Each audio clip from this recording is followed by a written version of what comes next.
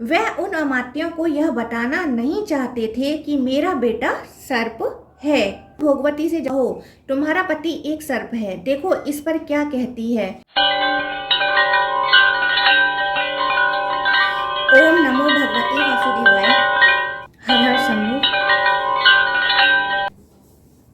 नाग तीर्थ की महिमा। ब्रह्मा जी कहते हैं, नाग तीर्थ के नाम से जो प्रसिद्ध क्षेत्र हैं वह सब अभीष्ट वस्तुओं को देने वाले तथा मंगलमय हैं। वहाँ भगवान नागेश्वर निवास करते हैं। उनके महात्मा की विस्तृत कथा भी सुनो। प्रतिष्ठानपुर में चंद्रवंशी राजा सूरसेन राज्य करते थे।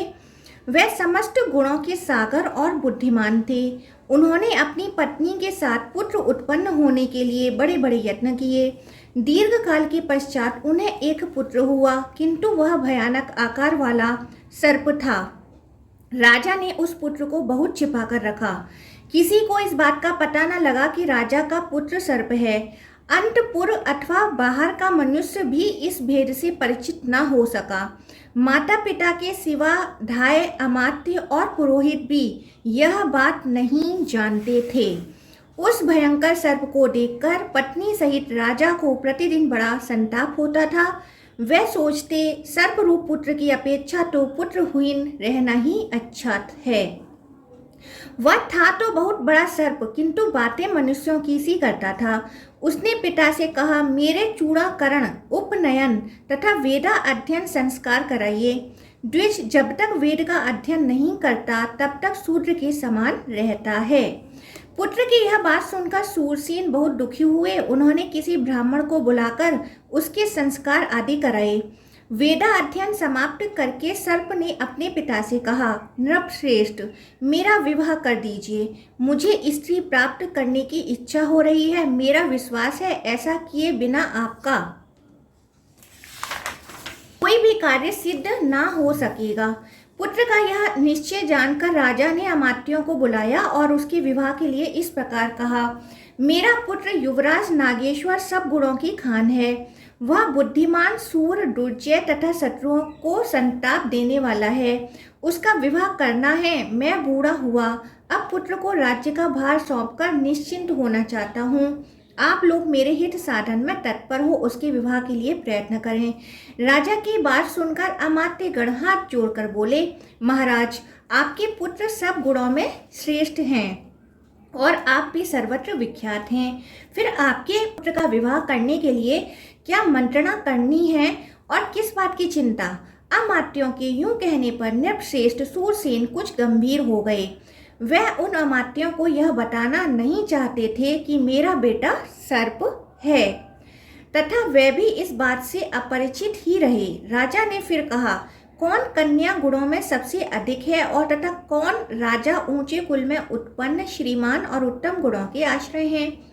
राजा का यह कथन सुनकर अमात्यों में से एक परम बुद्धिमान पुरुष, जो महाराज के संकेत को समझने वाले थे, उनका विचार जानकर बोले, महाराज, पूर्व देश में विजय नाम के एक राजा हैं। उनके पास घोड़े, हाथी और रत्नों की गिनती नहीं है। महाराज विजय के 8 पुत्र हैं जो बड़े धनुर्धर हैं। उनकी बहन भोगवती साक्षात लक्ष्मी के समान है। राजन, वह आपके पुत्र के लिए सुयोग्य पत्नी होगी। बूढ़े अमात्य की बात सुनकर राजा ने उत्तर दिया, राजा, विजय की वह कन्या मेरे पुत्र के लिए कैसे प्राप्त हो सकती है, बताओ। बूढ़े अमात्य ने कहा, महाराज, आपके मन में जो बात है मैं उसे समझ गया। अब आप मुझे कार्य सिद्धि के लिए जाने की आज्ञा दें। महाराज सूरसेन ने भूषण, वस्त्र तथा मधुर वाणी से बूढ़े मंत्री का सत्कार करके उन्हें बहुत बड़ी सेना के साथ भेजा। वह पूर्व देश में जाकर महाराज विजय से मिले और नाना प्रकार के वचनों तथा नीति जनित उपायों से राजा को संतुष्ट किया। मंत्री ने राजकुमारी भोगवती और युवराज नाग का विवाह तय करा दिया। राजा विजय ने कन्या देना स्वीकार कर लिया। बूढ़े मंत्री लौट आए और सूरसेन ने उन्होंने विवाह निश्चित होने का सब वृतांत सुना दिया। तदंतर बहुत समय व्यतीत हो जाने पर वृद्ध मंत्री अन्य सब सचिवों को साथ लेकर सहसा राजा विजय के वहां पहुंचे और इस प्रकार बोले, राजन, महाराज सूरसेन के राजकुमार नाग बड़े ही बुद्धिमान और गुणों के समुद्र हैं। वे स्वयं यहाँ आना नहीं चाहते। क्षत्रियों के विवाह अनेक प्रकार से होते हैं, अतः यह विवाह शस्त्रों द्वारा हो जाए तो अच्छा है। वृद्ध मंत्री की बात सुनकर राजा विजय ने उसे सत्य ही माना और भोगवती का विवाह शस्त्र के साथ ही शास्त्र विधि के अनुसार संपन्न हुआ। विवाह के पश्चात महाराज ने बड़े हर्ष के साथ बहुत सी गौएं, सुवर्ण और अश्व आदि सामग्री दहेज में देकर कन्या को विदा किया। साथ ही अपना अमात्यों को भी भेजा। बूढ़े मंत्री आदि सचिवों ने प्रतिष्ठान में आकर महाराज सूरसेन को उनकी पुत्रवधू समर्पित कर दी। राजा विजय ने जो विनयपूर्ण वचन कहे थे उनको भी सुनाया और उनकी दी हुई दहेज की सामग्री, विचित्र आभूषण, दासियां तथा वस्त्र आदि निवेदन किए। इन सब कार्यों का संपादन करके वे लोग कृतकृत्य हो गए। राजकुमारी भोगवती के जो विजय के अमात्य पधारे थे उनका महाराज सूरसेन ने बड़े सम्मान के साथ स्वागत सत्कार किया, जिसे सुनकर राजा विजय को प्रसन्नता हो ऐसा वर्ताव करके सबको विदा किया। राजा विजय की कन्या रूपवती थी। वह सुंदरी सदा अपने सास ससुर की सेवा में संलग्न रहती थी। भोगवती का पति अत्यंत भीषण महानाग रत्नों से सुशोभित एकांत गृह में सुगंधित पुष्पों से बिछी हुई सुखद शैया पर आराम करता था। उसने अपने माता पिता से बार बार कहा, मेरी पत्नी राजकुमारी मेरे समीप क्यों नहीं आती।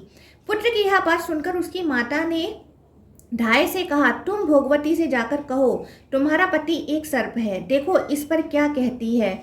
बहुत अच्छा कहकर ढाई भोगवती के पास गई और एकांत में विनीत भाव से बोली, कल्याणी, मैं तुम्हारे पति को जानती हूँ, वह देवता हैं, किंतु यह बात किसी पर प्रकट ना करना, वह मनुष्य नहीं सर्प के रूप में है। ढाई की बात सुनकर भोगवती ने कहा, मनुष्य कन्या को सामान्यतः मनुष्य ही पति मिला करता है। यदि देव जाति का पुरुष पति रूप में प्राप्त हो तब तो क्या कहना, वह तो बड़े पुण्य से मिलता है। ढाई ने भोगवती की बात सर्प से, उसकी माता से और महाराज सूरसेन से भी कही। भोगवती ने भी ढाई को बुलाकर कहा, तुम्हारा कल्याण हो, मुझे मेरे स्वामी का दर्शन तो कराओ। तब ढाई ने उसे ले जाकर अत्यंत भयानक सर्प का दर्शन कराया। वह सुगंधित फूलों से आच्छादित पलंग पर विराजमान था। एकांत गृह में रत्नों से विभूषित भयानक सर्प के आकार में बैठे हुए अपने स्वामी को देखकर भोगवती ने हाथ जोड़कर कहा, मैं धन्य और अनुग्रहित हूँ, जिसके पति देवता हैं, पति ही स्त्री की गति है। यह सुनकर नाग को बड़ी प्रसन्नता हुई। उसने हंसकर कहा, सुंदरी, मैं तुम्हारी भक्ति से संतुष्ट हूँ, बोलो तुम्हें क्या अभीष्ट वरदान दूँ। तुम्हारे अनुग्रह से मेरी संपूर्ण स्मरण शक्ति जाग उठी है। मुझे पिनाकधारी देवादिदेव भगवान शंकर ने शाप दिया है। शेष नाग का पुत्र महाबलवान नाग, जो भगवान शंकर के हाथ का कंगन बना रहता है, वही मैं तुम्हारा पति हूँ और तुम भी वही पूर्व जन्म की मेरी पत्नी भोगवती हो। एक दिन भगवान शंकर एकांत में पार्वती जी के पास बैठे थे। वहाँ पार्वती जी ने एक बात कही, जिसे सुनकर भगवान शिव ठठाकर हंस पड़े। उस समय मुझे भी हंसी आ गई। इससे कुपित होकर भगवान ने मुझे यह शाप दिया, तू मनुष्य योनि में सर्प रूप से जन्म लेकर ज्ञानी होगा। कल्याणी, यह शाप सुनकर तुमने और मैंने भी भगवान को प्रसन्न करने की चेष्टा की। तब उन्होंने कहा, जब तुम गौतमी के तट पर मेरा पूजन करोगे और मैं तुम्हारे अंतःकरण में ज्ञान का आधान करूंगा, उस समय तुम भोगवती के प्रसाद से शाप मुक्त हो जाओगे। इसलिए मुझ पर यह संकट आया है। तुम मुझे गौतमी के तट पर ले चलो और मेरे साथ ही भगवान की पूजा करो। इससे मेरा शाप छूट जाएगा और हम दोनों पुनः भगवान शिव का सानिध्य प्राप्त करेंगे। कष्ट में पड़े हुए समस्त प्राणियों के लिए सदा भगवान शिव ही परम गति हैं। पति की यह बात सुनकर भोगवती उन्हें साथ ले गौतमी तट पर गईं और वहां गौतमी में स्नान करके उसने शिव का पूजन किया। इससे प्रसन्न होकर भगवान ने उस सर्प को दिव्य रूप प्रदान किया।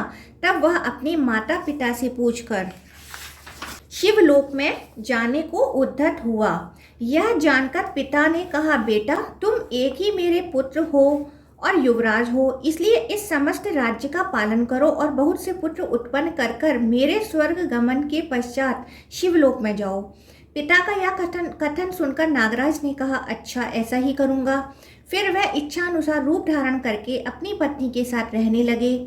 पिता, माता और पुत्रों के साथ उन्होंने उस विशाल राज्य का उपभोग किया और जब पिता स्वर्गलोक में चले गए तब अपने पुत्रों को राज्य पर बिठाकर वह पत्नी और अमात्य आदि के साथ शिवपुर में गए।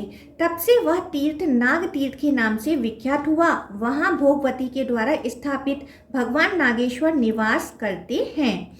उस तीर्थ में किया हुआ स्नान और दान सब तीर्थों का फल देने वाला है।